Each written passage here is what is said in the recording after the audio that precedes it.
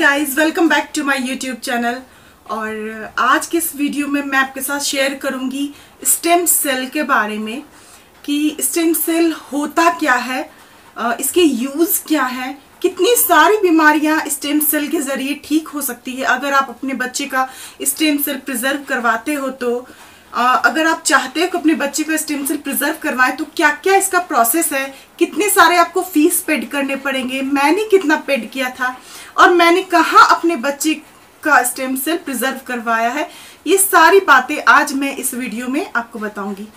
Guys, कोशिश करूंगी कि बहुत इजीली आप लोगों को समझा सकूं, लेकिन अगर फिर भी कुछ ऐसी बातें जो मैं नहीं बता पाऊँ, कुछ ऐसी क्वेश्चंस हो आप लोगों के मन में, तो आप कमेंट बॉक्स में कमेंट करना। वीडियो थोड़ी लंबी होगी क्योंकि बहुत हेल्पफुल वीडियो है, तो मैं एक एक बात बताऊंगी इसमें, तो आप लोग प्लीज वीडियो को पूरा देखना गाइज। तो आइए गाइज, वीडियो को स्टार्ट करते हैं। हमारे सारे वीडियोस को देखने के लिए सब्सक्राइब बटन पे क्लिक करें और बेल आइकन को हिट करें ताकि सारे वीडियोस का नोटिफिकेशन मिल सके। एक्चुअली स्टेम सेल जो होता है ना, वो हमारे शरीर में रॉ मटेरियल का काम करता है। स्टेम सेल अभी भी हमारे बॉडी में मौजूद है, बट अभी जो हमारा सेल है वो काफ़ी मैच्योर हो चुका है, क्योंकि हम इतनी बार बीमार हो चुके रहते हैं, हम इतनी सारे एंटीबायोटिक्स ले चुके रहते हैं। तो अब हमारे अंदर जो सेल है वो इतना हेल्पफुल हमारे लिए नहीं है जितना कि जन्म के टाइम पे अगर हम अपना सेल प्रिजर्व करवाते वो हमारे लिए हेल्पफुल होता। स्टेम सेल क्या होता है, उसका अपना कोई यूज़ नहीं है गाइज उसके लिए, बट हमारे अंदर होने वाले बीमारियों के लिए, उसको ठीक करने के लिए उसका बहुत बड़ा रोल होता है। जैसे एक तना होता है ना, स्टेम होता है, अगर स्टेम रहेगा तभी उसके ऊपर फूल आएंगे, पत्तियां लगेंगी, फल आएंगे। तो स्टेम अपने लिए कोई रोल प्ले नहीं करता है, बट फूल, पत्तियां, फल ये सब के लिए बहुत बड़ा रोल प्ले करता है। बस वैसे ही स्टेम सेल भी होता है। स्टेम सेल कहाँ कहाँ होता है गाइज? अभी भी हमारे शायद हेड मतलब दिमाग में बहुत जगह स्टेम सेल होता है गाइज, लेकिन अभी जो हमें प्रिजर्व करवाना होता है स्टेम सेल, वो सिंपली माँ और बच्चे को जोड़ने वाला जो नाल होता है ना, कोड, उस कोड में जो ब्लड होता है उसमें जो सेल है उसी को हम प्रिजर्व करवाते हैं, उसी को स्टेम सेल कहते हैं। तो गाइज, अब आती है बारी कि इसके और भी क्या क्या यूज है गाइज। तो बस इतना जान लीजिए गाइज कि अगर आप अपने बच्चे का स्टेम सेल प्रिजर्व करवाएंगे ना, तो वो एक बार का ही निवेश होता है आपके पूरे परिवार के सुरक्षा के लिए।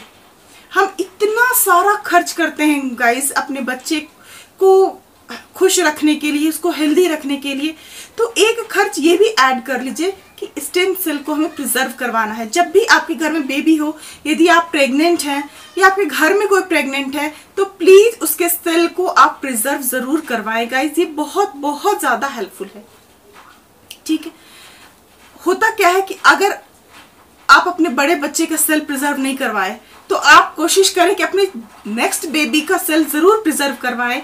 मतलब इससे क्या होता है कि भाई बहन में जो ट्रांसप्लांटेशन की जो प्रॉब्लम आती है इन फ्यूचर कभी अगर आएगी, तो इस सेल के जरिए ये 100% क्योर हो जाती है गाइज।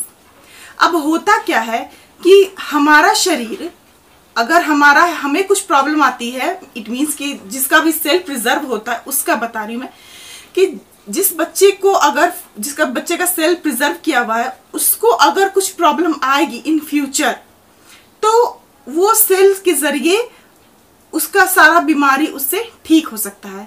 शरीर हमारा उसे बाहरी का ना समझ करके तुरंत एक्सेप्ट कर लेता है कि तो हमारा ही सेल है।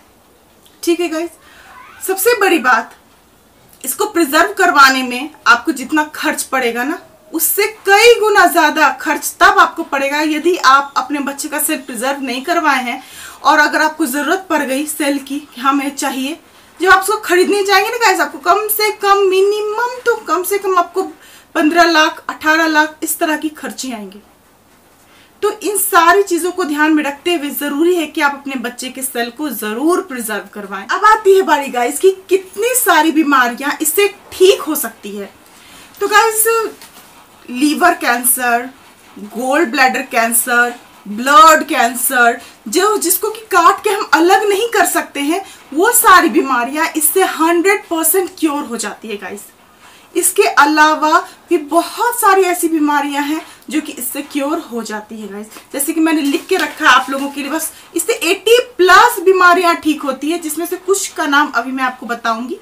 तो फर्स्ट थिंग है guys, Alzheimer's, AIDS, strokes, heart problem, वो ब्लॉकेज की जो प्रॉब्लम आती है हार्ट में, वो ल्यूकेमिया, हिस्टोसाइटिक, फोगोसाइटिक डिसऑर्डर वगैरह जो होता है, इम्यूनिटी सिस्टम से रिलेटेड, प्लेटनेट्स से related problem, RBC, plasma cell, और सबसे बड़ी बात बुढ़ापे के टाइम जो आई साइट वाला प्रॉब्लम नहीं था, आंखों की रोशनी चली जाती है, वो सब भी इससे बहुत क्योर हो जाता है guys. Cancer, diabetes, spinal cord problem, मतलब 80+ ऐसी बीमारियां हैं जो कि स्टेम सेल को प्रिजर्व करवाने से बिल्कुल ठीक हो जाती है गाइस। तो इसलिए मैं कहती हूँ जरूर करवाना चाहिए गाइस, जरूर से आपको अपने बच्चे का सेल प्रिजर्व करवा लेना चाहिए गाइस। तो ये तो आ गई बीमारी की बातें, होप आप लोगों को समझ में आ रहा है मैं आपको क्या बोल रही हूँ। तो अब आती है गाइस कि इसका क्या प्रोसेस है, ठीक है। तो मेरे साथ जो हुआ मैं आपको बताती हूँ कि जब मैं रुद्र के टाइम पे, यानी कि अपने बड़े बच्चे के टाइम पे, मुझे पता नहीं था स्टेम सेल के बारे में, तो मैंने प्रिजर्व नहीं करवाया था। बट सेकेंड बेबी के टाइम पे मुझे पता था, तो प्रेगनेंसी का 7th मंथ जब हुआ था तब मैंने स्टेम सेल वाले, मैंने लाइफ सेल में अपना रजिस्ट्रेशन करवाया है। तो लाइफ सेल वाले एजेंट को मैंने कॉल किया, वो घर आए। जब वो घर आते हैं गाइस, तो आपके लिए फॉर्म और एक किट लेके आते हैं। उस किट को आपको फ्रिज में रखना होता है, और जिस टाइम आपकी डिलीवरी होगी उस टाइम वो किट को अपने साथ आपको हॉस्पिटल लेके जाना होता है। फॉर्म लेके आते हैं, आपको अपना फॉर्म फिलअप करना पड़ता है, और जो भी डिटेल्स आपको और भी रहेगा वो आपकी ईमेल आईडी पर वो लोग भेज देते हैं। जैसे कि आपका सेल कहाँ प्रिजर्व हुआ है, आपने कितने रुपए डालने हैं, जिस टाइम पर आप लेंगे सेल को, कभी जरूरत पड़ गई है आपको अगर, तो आप कैसे उसको लेंगे, एवरीथिंग आपकी ईमेल आईडी पर वो लोग भेज देंगे। तो जब एजेंट मेरे घर आए थे तब वो फॉर्म तो लेकर के आए ही थे, साथ में वो बता दिए थे कि आपको सेल को जमा करवाना क्यों जरूरी है और कैसे वो हमारा सेल लेंगे। तो गाइज स्टेम सेल कुछ नहीं, वो माँ और बच्चे को जोड़ने वाला जो नाल होता है, जो कोड होता है, जिसको डॉक्टर उठा के फेंक देती हैं, बस उसी कोड को साफ कर करके और सिरिंज के द्वारा उससे ब्लड निकालते हैं, और उसी ब्लड को प्रिजर्व करके वो अपने साथ लेके जाते हैं, और जहां भी उन्हें जमा करना रहता है वो वहां पे जमा करते हैं। आपकी मर्जी आप उसे कहाँ जमा करवाओगे। वो बहुत सारे ऐसे सिटी का नाम लेंगे, जैसे मेरा गुड़गांव और चेन्नई में है, मेरे ईमेल आईडी पे उसका भी प्लेस दे दिया गया। आपको बताया जाएगा मुंबई वगैरह में भी है इसका सेंटर, तो आपसे पूछा जाएगा, आपको जो ठीक लगे आप वहां पे आप अपना करवा लीजिएगा। मैंने 2 जगह रखवाया था, और आपकी मर्जी, आप अगर 2 जगह रखवाना चाहते हो तो 2 जगह रखवाइए, 1 जगह रखवाना चाहते हो तो 1 जगह रखवाइए।